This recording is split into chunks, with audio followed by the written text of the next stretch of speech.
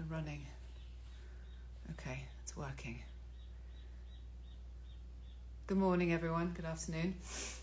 Good evening to some people, possibly, depending on which hemisphere you're in. It's very Sunday here, very chilly down here in Uruguay. I'm having my third cup of tea for the day. So I'll wait for a couple of people to roll in. Oh, I love you too. Hello, Wales. Hello, Brazil. That's very nice of you all to join. I'm here with my assistant, little Ludo here, who wanted to join in because it's chilly. He likes a cuddle. My goodness, Philippines. Good morning. Where is everyone? Wow, all over. I do love this, I have to say. I'm not sure what I guess what I love about it is that this one little portal has all of these tentacles that connect to so many people all over the world. France, Bristol, hello Bristol, Florida. I mean, you've got to admit, I know that people do this glibly, and you guys know if you've been following me. I hate that word follow. If you've been on my page for a while, that I don't do these very often, but it does. It amazes me, and this is also another reason why. I mean, it validates and it verifies how potent this is, and how how potent it is, how we can connect with each other positively, negatively, and otherwise. And that's very much the theme of this live, is how we affect each other positively and negatively and otherwise. So thank you for joining. This is always odd because this information that I share is never usually that glib, and I always do it at a time where I feel that it's called for. And of course, none of you have access to my DMs or to my emails, which I have on the Last Ark page. I get a lot of emails from people, or have done since I set up the official page for the orphanage, the Last Ark orphanage, especially since I've set up the Kind Away movement. And there's been a sort of a mini outpouring of questions and queries and SOSs and how do I, and ouch, it hurts, and you seem to be on the other side, and how do we get there? And I mean, it's an odd observation to hear that and to feel that, but I get it. I think probably because I live a life, well, visually to a lot of people, that looks very idyllic. And it is, mostly. Not without a lot of hard work, but it is. And I know a lot of people are really yearning to connect to a life that's more gentle. And especially because the life that I came from was the antithesis of this. And the life and the world that we're seeing, especially right now, I mean, it is just relentless. It's like being hit by one tsunami after another tsunami, if you're connected to the media in any way, and you read any news sources. We can see that it's one global event after another, and it's really hard to not fiddle with your hair when you're constantly looking at it. That's my own dysmorphia, and finding our own feet and finding our own equilibrium and finding our compass and how we navigate and what's our place and what can we do, what can't we do, how do we take care of ourselves, how do we take care of our families, how do we honor our truth, how do we move away from suffering, and these are all the questions that seem to come to me, and it's been an ongoing theme since for a lot of you who are new, and I do have quite a few new followers. There was a show that aired called New Lives in the Wild, and it's had an interesting impact on my life. Mostly really good, I have to say, because It covers a lot of themes that are very prevalent for people at the moment, which is, how do we, once we've woken up to realizing that we're living in a life of either suffering or self-betrayal, pain, or I don't know, I suppose one that isn't just something that we connect with anymore. What does it look like to move away from that? And I think that a lot of us, I was one of those people who, in around 2008, I started waking up to it. And I started exploring and finding teachers and guides around the world, living and dead, who had carved out new paths to living a different kind of life. So I started studying permaculture systems, actually, back in 2008. And I discovered, Buckminster Fuller and Bill Mollison, Jeff Lawton, and, there was sort of like a path of sort of, I suppose, godfathers, which is what we are looking for, because our current institutions and governments are not current, it's always been that way, are not designed for our wellness and for our progress and for our conscious evolution, which is what we're being called to sort of be available for right now, if you like. You're living a dream. A bit jealous. Yeah, it wasn't for free, mate. Do you want to buy a trampoline? Yeah, okay. All right, I'm going to come back to some of the questions that I got earlier on. They're in my little book. But I wanted to sort of like introduce the talk really by kind of talking about the bigger themes that have really hit me, and I know have hit a lot of people, what's happening politically. And why I'm talking about this right now, because there's such a focus, and an unhealthy focus, on the dependency of systems that are put in place to distract us. Political, the media, the kind of the sparkling distractions, which is why I bring up things like Hollywood and celebrity, because these are all just cartoon clouds, distractions that are put in front of us. From utero, we all were born into a system which has fundamentally kind of lied to us.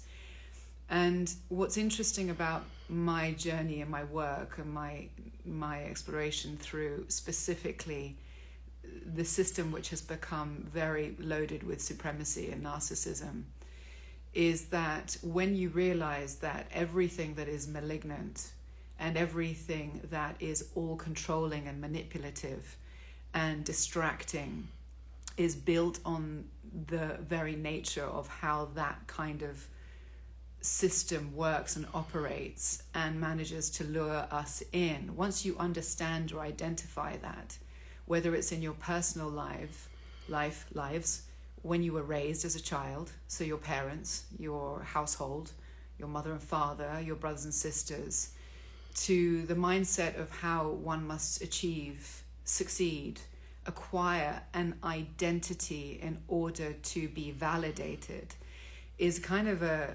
sickness that was implemented from birth for all of us. I mean, I'm going to, that's majority, a lot. And it's worse now because we have these tools, we have these phones where they can weaponize and they can polarize and they can manipulate. So the life that I've been navigating as a result of several, and I'm going to try to encapsulate the questions that have been asked, and hopefully this will answer most of them, which is, at what point do you realize in your waking up to a life that doesn't serve you? Do you start making changes to moving away? And I think you've got to start reading the signs really early on. And not enough of us do. I certainly didn't. And so, when we're younger and we are told and we are, asked to narrow down our choices to identify what we want to be and who we are, if you don't have parents that take care of your wellness and who are just happy for you to be well, you'll likely get sucked into the current of doing something that really doesn't identify with the truth of who you are here to be.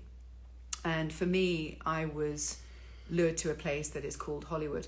And what I want to really, this is where people kind of misunderstand, and it's quite dangerous because, you know, a lot of people say to me, have you given up acting? You don't say to somebody who's a musician, if they're a pianist, and they go and play keyboards for, let's just say, Taylor Swift for, you know, 10 years of their life or whatever it may be, and they realize that they're making, you know, two-dimensional pop music that's there to sort of like basically numb people's minds in a music system which has also turned into a factory, which is no longer about the artist.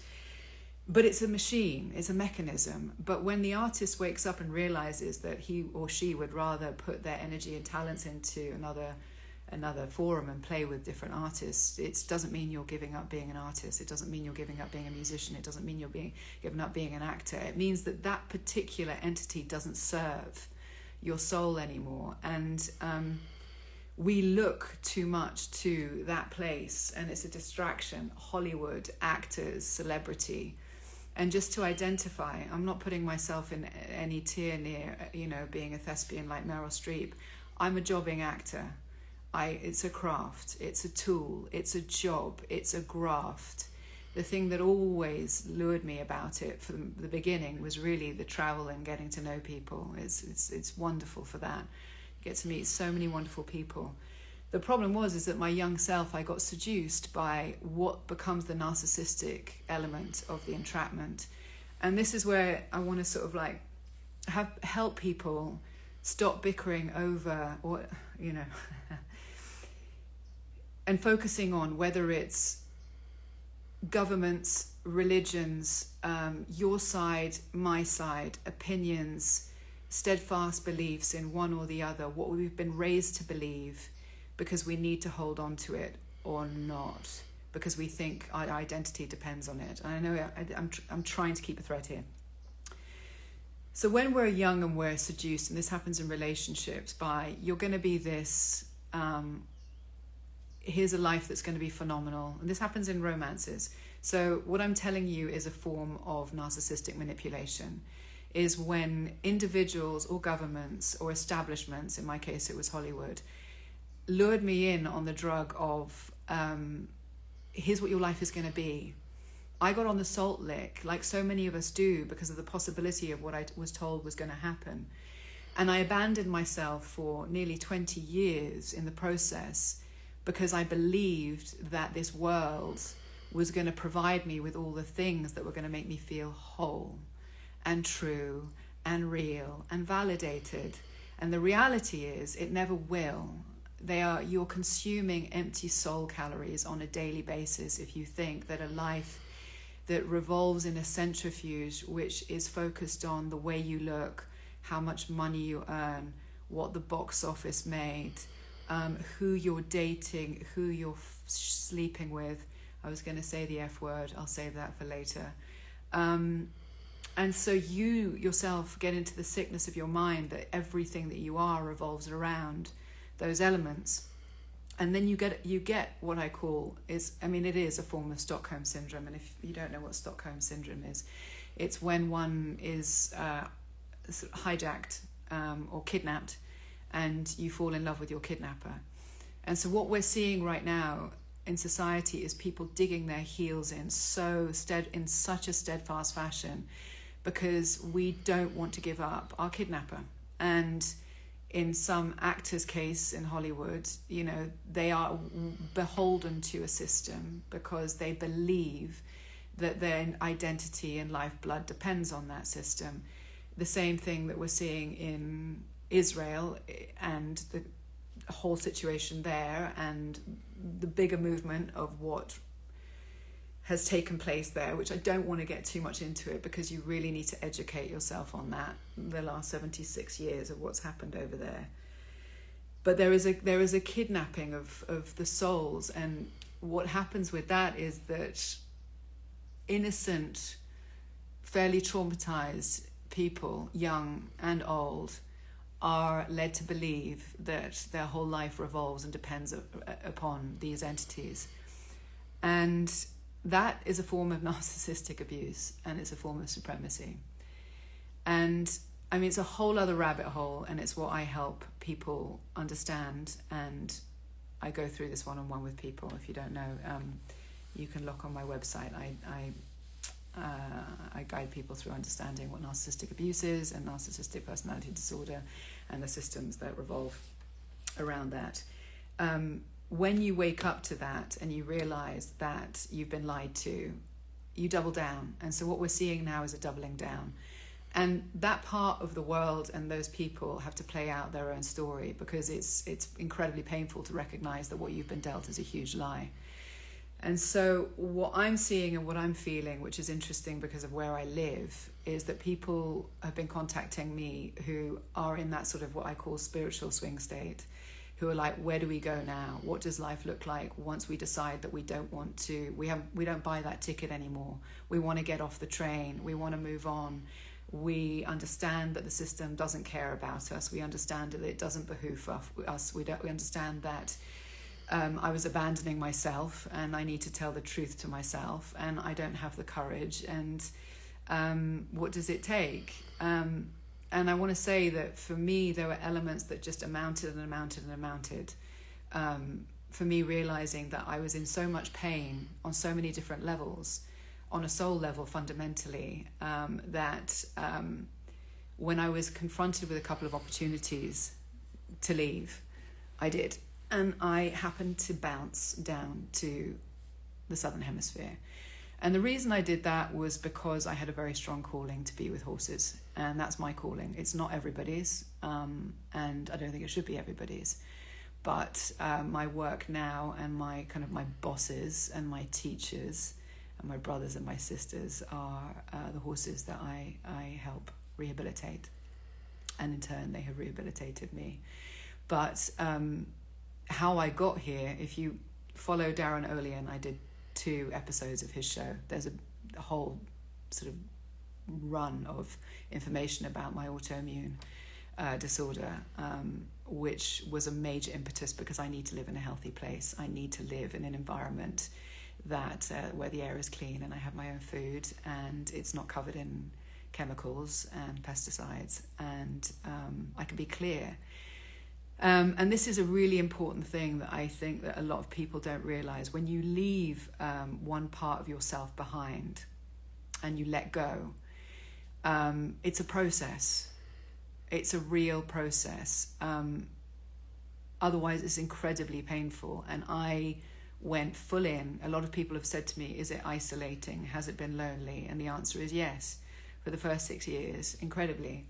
For the last 2.5, no, I have people around me. So I changed my tune and I invited in good people, because as much as I'm scared of humans, we need them. You just have to be very careful about who you let in to your life. And that's the difference. A lot of people ask me and have asked me from the last message that I put out about walking away from whether it's family or relationships. So it could be somebody that you're married to, or it could be a mother or a father. What does that look like? And it looks like the same thing for both. That would be the advice that I give. You have to walk away. You have to take care of yourself. Your number one priority in taking care of anyone around you and loving anyone around you is taking care of yourself first.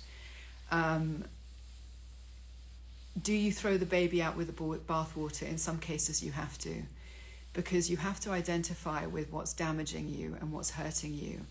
And you know that in your gut, because some people say, what if your heart's still involved? You can love someone. You can love someone deeply at the core of who they are in their soul. But by being around them because they're dangerous for you or they're damaging for you, you know that you have to remove yourself from them. And that goes for family members too. They're on their path and they will be who they need to be, but you have to protect yourself. It's some of the most important work that I share with some of the people that I do counselling sessions with, that it's really painful, but you do have to learn how to walk away. And in doing so, because you're pulling out one fuel source, and even though that fuel source has, you think, been running your system, or you've been waiting for it to love you, or you've been waiting for it to see you, or you've been waiting for it to validate you all your life in some cases. I've got people who reach out to me who say, you know, I'm 40 odd years of age and I've only just realized that me putting my energy into my mother is a futile exercise because she's a narcissist. And I've had to walk away, and you do, because they don't change. Narcissists get worse as they get older. That's a fact. And in talking about this, as we're coming to the narcissist topic again, but yeah, as a specific, everybody has narcissistic traits. I have narcissistic traits. We all have narcissistic traits. Narcissism and narcissistic personality disorder are very different things. And why I am qualified to talk about it is because I have, anyone who's walked through the fire is the same with one alcoholic helping another alcoholic. You can go to therapy all your life with somebody who wants to talk you out of drinking alcohol, but if they haven't been an alcoholic themselves, they're not going to be able to help you, not really, because they can't empathize. It's the same with narcissism and narcissistic abuse. Do not go to a therapist who doesn't know anything about narcissistic personality disorder. It will only make the situation 10 times worse for you, because narcissists are incredibly manipulative and they know how to manipulate the therapist. So I've experienced that firsthand. I was raised in a narcissistic family. My mother, who died eventually of alcoholism,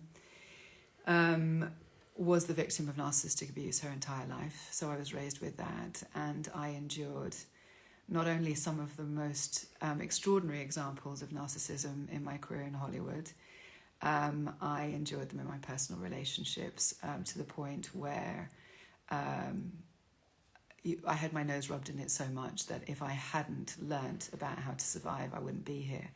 And only people who have been through and understand the severity of narcissistic abuse, coercive control, and manipulation understand what I'm talking about. And so for women and men, but women especially, who run around saying, he's a narcissist,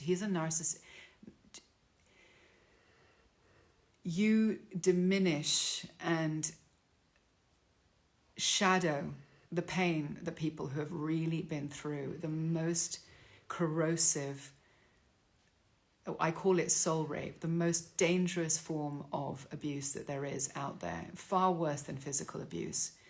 It is so meticulous and so soul-destroying and so identity-crushing and so disruptive on every single level that the survival rate is virtually nothing. And to get through it and get to the other side and have it recognized is impossible. And so survivors and victims of narcissistic abuse usually live through this alone. And so one of the reasons why I talk about it is because I don't want anyone else to go through what my mother went through. I don't want anyone else to go through what I went through. And to create spaces where both men and women can talk about this, because it is macro, micro. We are seeing it viral. And if we don't identify it in the homes, in our own lives, and in the systems, it is going to take us over. It is taking us over. And if we want to look at it rather than pointing fingers, or whether it was my dad or my brother or my mom, and live our lives in blame, or that government or this government or that boss or that actor, or I could write a book in taking people down. I've written a book, it's coming out, but it's not about taking people down. It's about helping people, because their story is going to play out, and they're not that bright, they're not that intelligent, we shouldn't give them the power that we think that they deserve, because they don't. Narcissistic personality disorder is born on a lot of very low life shame and the desire and need to take other people down. And what people don't really understand, and the difference between people who have narcissism as traits and people who have the disorder, where it often borderlines with psychopathy and sociopathy and antisocial behavioral disorder, is that it's like a blood sport. It enjoys the demise of other people, and that's the difference, okay? So what I want people to really understand, if nothing else, is when you see people justifying governments destroying a people, when you see institutions, whether it be your workplace or your home place, where abusive, corrosive behavior is enabled by people around it, and it is not only enabled, but it is supported and championed, that is the sort of thing that you need to move away from at all costs. And yes, it can be scary, and yes, it can be lonely, and yes, it's isolating. But I want you to know that there are so many other people out there who are not talking about it, who have gone through the same. And I'm really a little bit tired of women playing the victim song about this, because it's men too. I have had so many beautiful men that I have seen fall victim to female narcissists who have dragged them through some of the most horrendous abuse. And it's got to stop, because it's a misuse of real female empowerment, and I don't support it.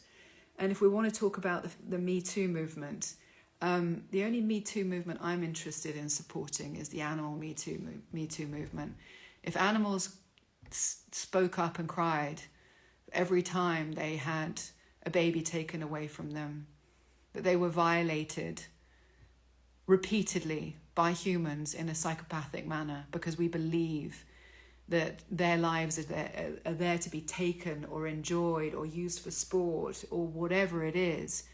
For every animal that could say me too, can you imagine how much that would drown out? And I'm not dissolving or diminishing in any way the validity of women or men who have been through any type of abuse, but it's gone too far. It's become almost ridiculous and absurd, because there are people who are really suffering. And so to misuse that as a weapon just to get validation is just like, it's got to stop. Yeah, I know there are a lot of people who agree with me on that. And I don't really care when people talk about, you can't say this, you can't say that. Well, you can say what you want. We've got to stop silencing ourselves. We look at evil and we look at darkness, and actually the greatest darkness is apathy. The greatest darkness is numbness. We should be speaking out. If I was made and I was told that I was, any time that I was ever told that I was difficult on any production, I'll take that as a compliment now, because it meant that I was standing up for someone, I was standing up for something, and I got too close to someone's bullshit, or I wouldn't sleep with you. So if somebody ever says that I'm difficult, or that was the history and the rhetoric, I take it with pride, because I know it meant that I was standing up for something that was integral. And so I charge everyone out there to do the same. That's what we're here to do. We've got to burn more brightly in our hearts and care more and be more passionate and stand up for the things that are important, and not be distracted by whether or not a celebrity is doing this or that, or it's a different machine. That is a different world, and we've got to take our focus off it, and we've got to start focusing on people who are doing the real work, people who are here with their boots on, people who are getting messy, people who are actually bleeding for what they care about. And I want to champion as many young girls and as many young boys, it doesn't matter what age you are, young or old, but to be courageous enough to step into your own truth. And it is really uncomfortable, and it is really messy, and there is the other side, and the other side, looks like wholeness. It just feels like your boots are on the ground and you can grow roots and that no one can fuck with you, and it's a good feeling. And I would love to keep on acting, and I do from time to time. I've just chosen to do it with people who are decent, and people who are doing it because they love the craft, and people who are doing it because they love working together, people who are doing it because they realize it's a really magical opportunity to tell stories. And that's a very different world from Hollywood and celebrity. And so I'd really love for people to take away the difference and understand that. And it's the same with the music industry. There's music and then there's pop. There's musicians and there's art, and then there's that other machine. And we've got to start identifying and sort of distinguishing, because it's not all baby out with the bathwater. All right, so I'm going to get to some of these questions that you all sent. Let me see if anyone's saying anything here. I'm sorry, I'm a little bit Sunday today. I'm not completely in my skin when I decided to do this.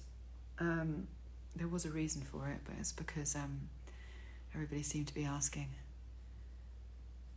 This is the sort of conversation that needs to be happening a lot. Thank you.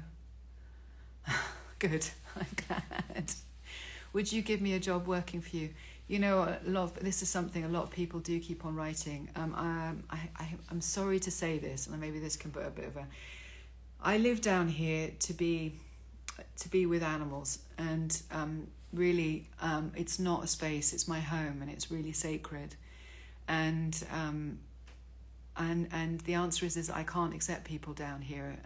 You know, I'm going to be doing more clinics for people who want to come and do work with the horses and the land, but I don't take volunteers, and I don't, a lot of people sort of, I know that a lot of people want to come and live down here. I just encourage you to set up your own world, and create it for yourself, and that would be my advice. But yeah, it seems to be also men, so I feel, I don't know, there are some girls, but they're mostly men who are asked to come and live down here. I'm not a damsel in distress, and I don't need saving. I have lovely people around me, and it's taken a while to magnetize that, but I'm good. But thank you for the offer. Okay, you can sod off. Whenever I see you, I say take them off. Yeah, it's people like you just need to go away.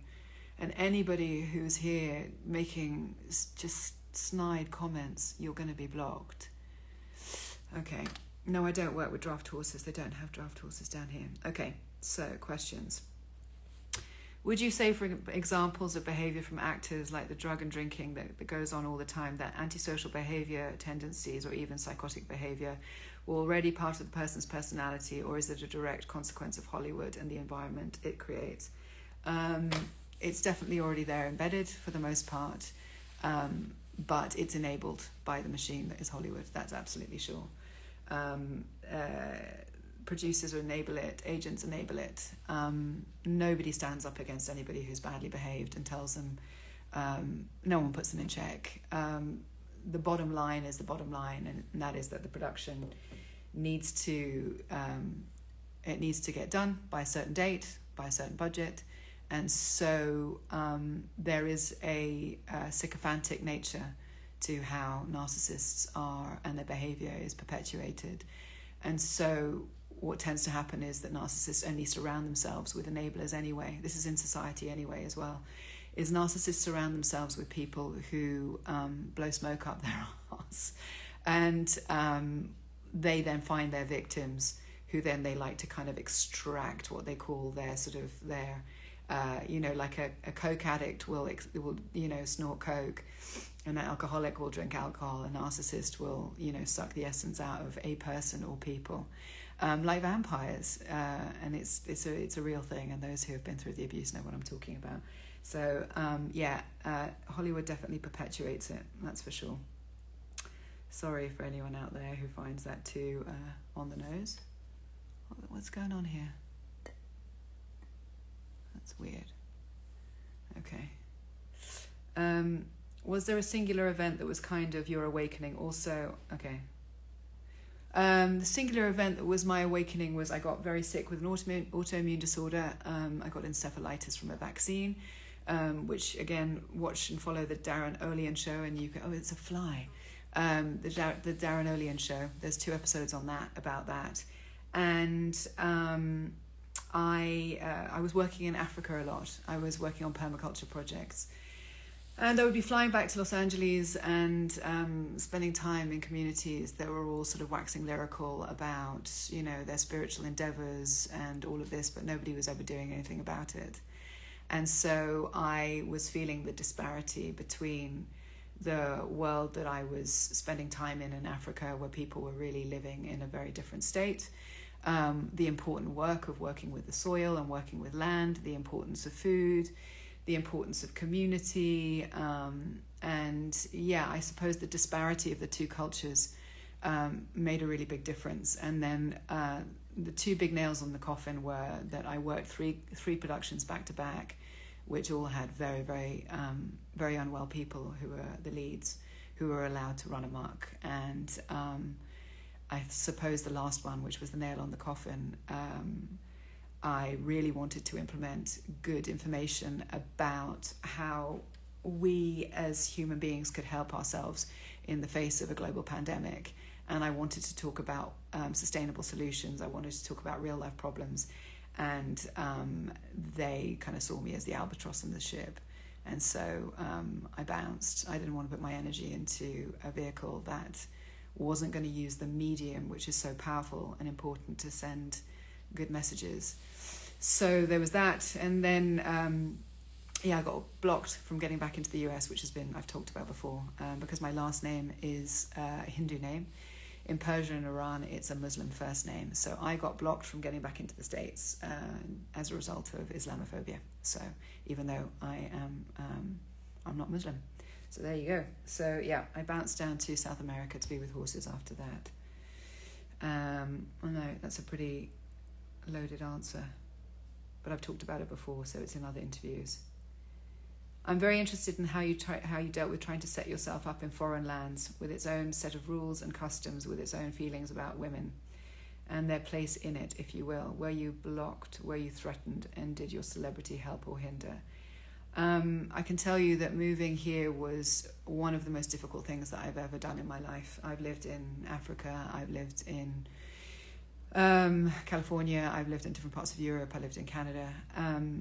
It's been the most difficult because culturally, for women here, moving here alone, I was robbed, I was lied to, I was cheated, I was robbed. I'll say that again. And there was a mentality that because I'm a gringa, that for the first 5 years at least, they made my life very, very difficult. So once I decided to do things my way, that changed, but I was put to task by absolutely every single person, from the person who sold me the land to the people who built my house. I did everything alone. So it was really, really, really difficult and very lonely and very scary and very isolating. And it's one of the reasons why I don't drink alcohol, one of the many, because, it will become a crutch if you're going through something as difficult. So I decided to ditch that. And once I put my shoulders back and I relied on the horses and I trusted what I'm here to do with them, which is be a voice for them, then everything sort of fell into place. So I let go of fear and I changed up that fuel for trust. And since I did that, I've sort of been on a clear trajectory. So hopefully that makes sense. But no, it's been far from easy. Is there anything that you miss from your old life, US or UK? I miss my friends. I miss a few of my good friends. Yeah, I do. And I miss burritos from LA. And I miss architecture, actually, and theatre and concerts, and a dishwasher, which I don't have. Oh yeah, and I miss Postmates. Someone being able to deliver you food. People don't realise that, I live in cooking 3 meals a day and washing up without dishwasher. I mean, poor me. It sounds ridiculous, but there are things like that, that you do miss.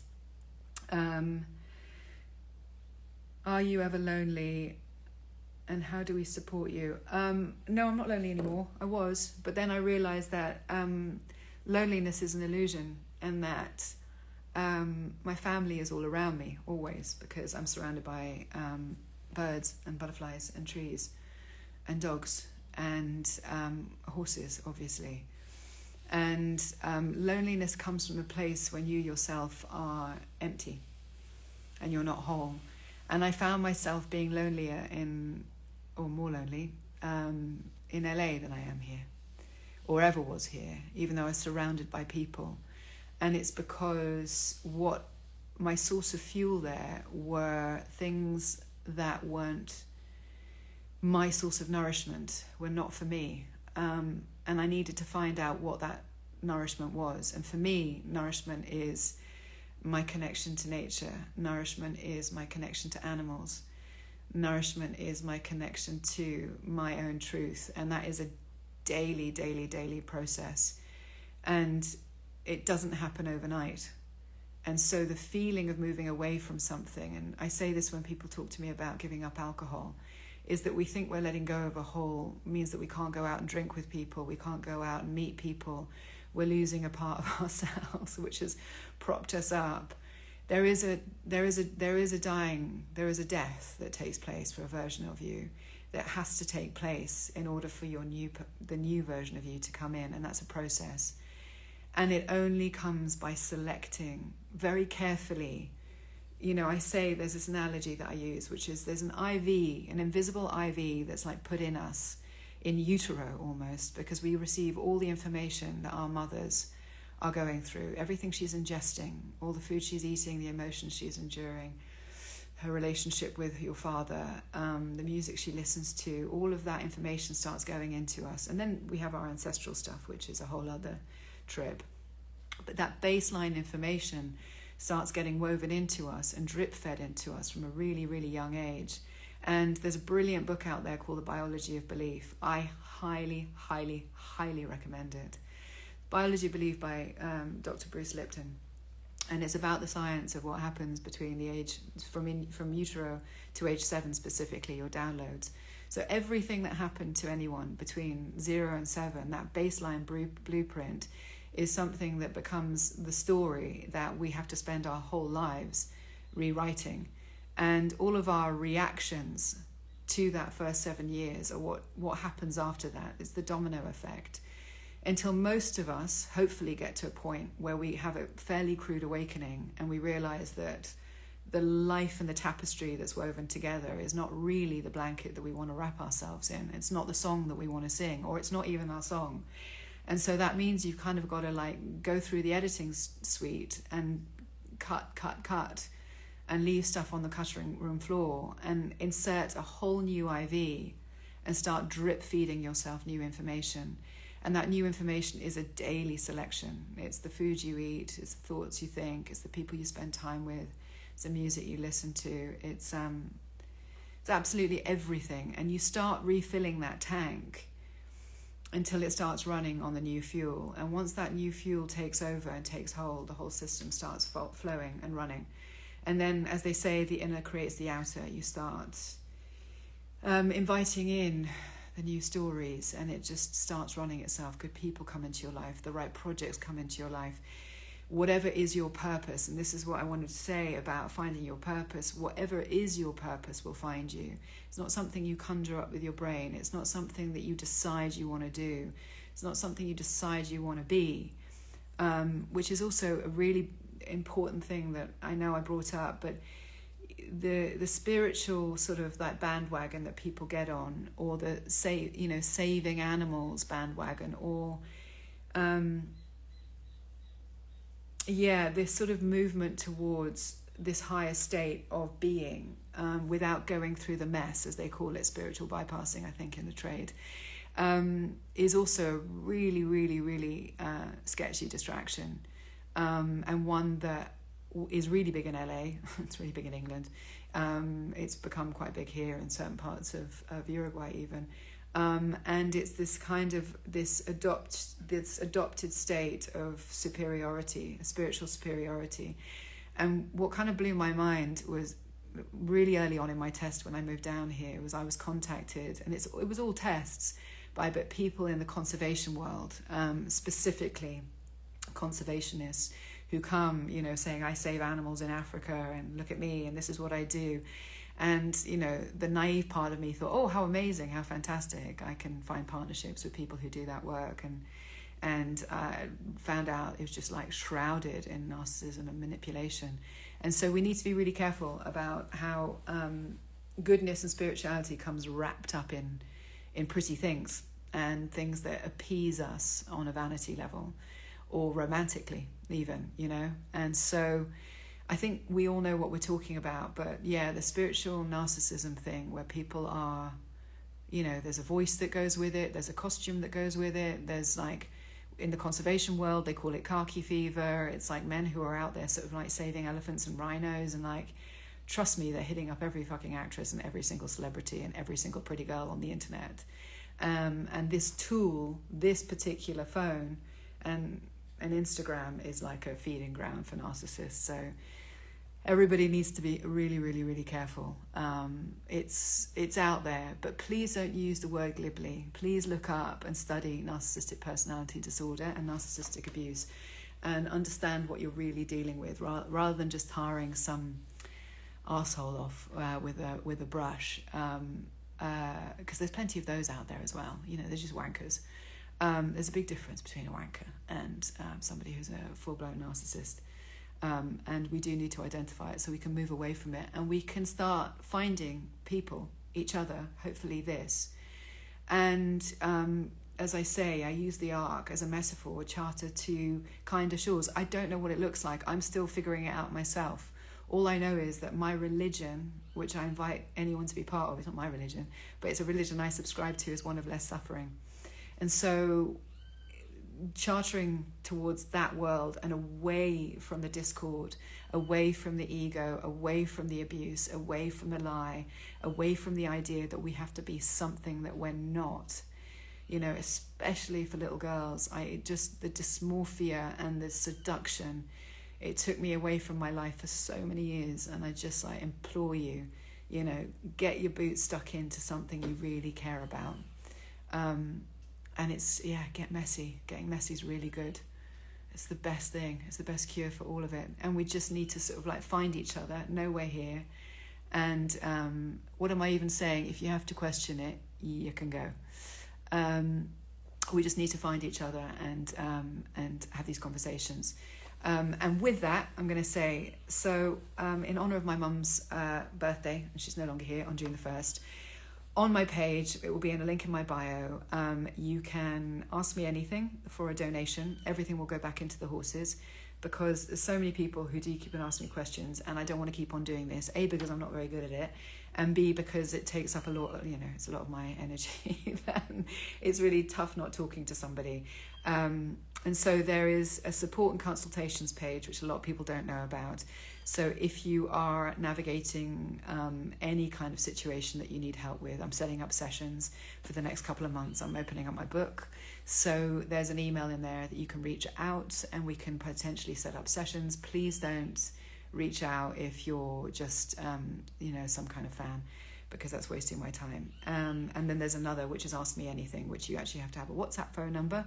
And for a donation, which the money goes back into the horses, I will answer any questions through that. So with that said, I am going to get on with my Sunday. I'm going to let you get on with your Sunday and just say, hopefully this was helpful in some way. If there's anything that anyone else wants to ask, I'm going to take a look right now. All we have is each other. Happy born day, Mama. Thank you, Maddie. I know you, Maddie. You're always lovely. Thank you so much for this broadcast. I'm so grateful. Thank you. Hopefully this has been helpful. Oh, that's very sweet. Good. I'm so glad. Thank you so much. And I'll say again, this space is quite, to me anyway, what I try to talk about and what hopefully I share is stuff that's very important to me. And if it doesn't float your boat and you don't agree, I don't need sycophants, but there are some things that I'm not going to debate. In the same way, and I've said this before, if you were in my home, in my living room, and you were being rude to me, you're being rude to my friends, I will show you the door. And I've said it many times. This is my house, my rules. And I don't have the bandwidth. I don't have the energy to suffer any more kind of just just lameness. And people who are also on my account just to sort of, perv as well. I think I've said that before. Sorry, I'm going to say it again. All right, everyone. Okay, loads of love. Please check out my website if anyone wants to read it, reach out, if anyone needs any help. It's my way of paying it forward. It flows back out to you, and it flows back into the horses. It helps me sustain them. We're going into winter again. We will need supplementation, meds. We've got some surgeries coming up. So know that everything that you either donate or anything that's paid through that account goes straight back into them. It's a 501c3. It's an official non-profit. So every single donation, every single penny that's spent is transparent. So you will be able to see everything and know that nothing is going back into my pocket. All right, much love to everyone. Enjoy your Sunday and go and have a cup of tea. All right, big kiss. Bye. And now I need to figure out how to stop this.